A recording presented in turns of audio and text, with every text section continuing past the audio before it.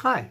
Last time I sent out a video, it was one by Richard Rohr, a Roman Catholic contemplative person and you can look him up on Google, Facebook, YouTube.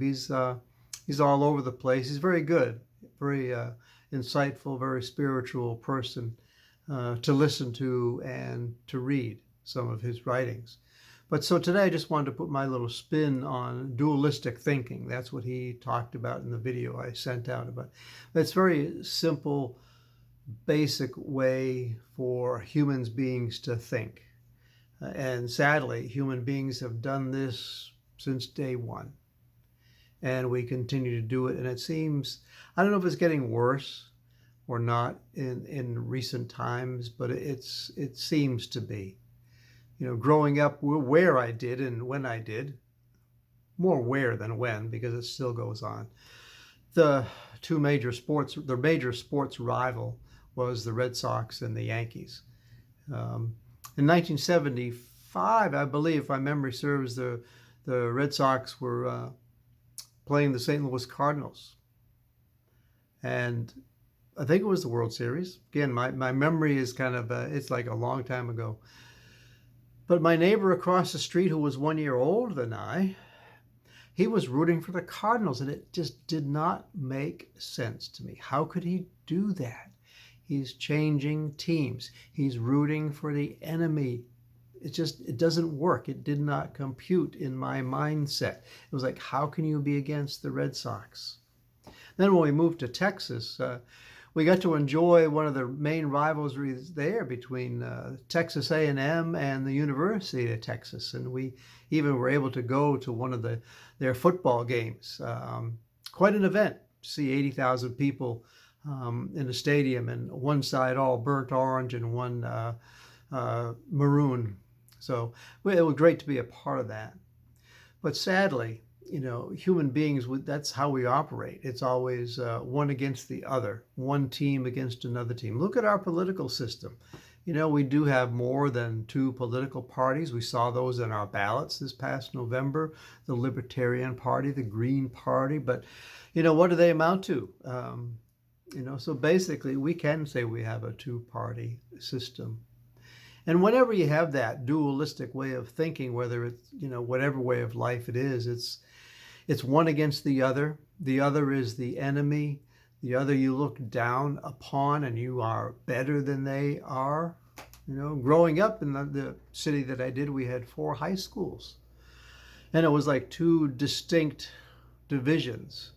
You know, there was North and South High School. They were kind of the poorer economic high schools, and then Burncoat and Doherty were the other 2. They were the kind of a little bit upper class high schools, and so those 2 different economic systems had their own rivalries, even though the 4 teams played one another.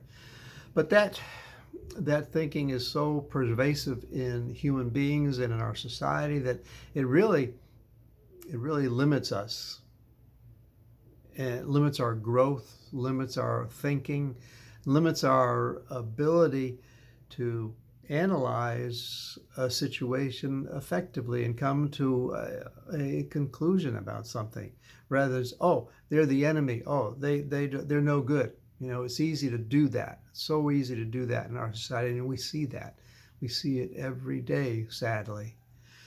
But we have to look to Jesus, to look at a different way of thinking, a different way of living. If we recall some of the gospel stories, you know, he picked out people. He picked out individuals, not because they were Samaritans, not because they were wealthy or because they were poor or because they were widowed or whatever label society of his time put on them. And oftentimes it was the outcast of his society, but also, you know, there were some wealthy folks in the gospel stories that we hear about as well. But he did not care about the label. He looked at the person. And that's what we have to retrain ourselves to do. Try to get away from the mindset of dualistic thinking and thinking about the person, the individual. We can't lump, or we shouldn't lump, people all into one group.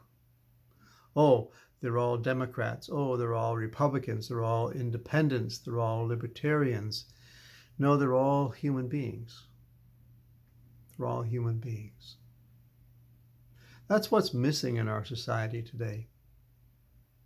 With sports, with politics, with life in general, we lump people into categories. We label them in one way or another.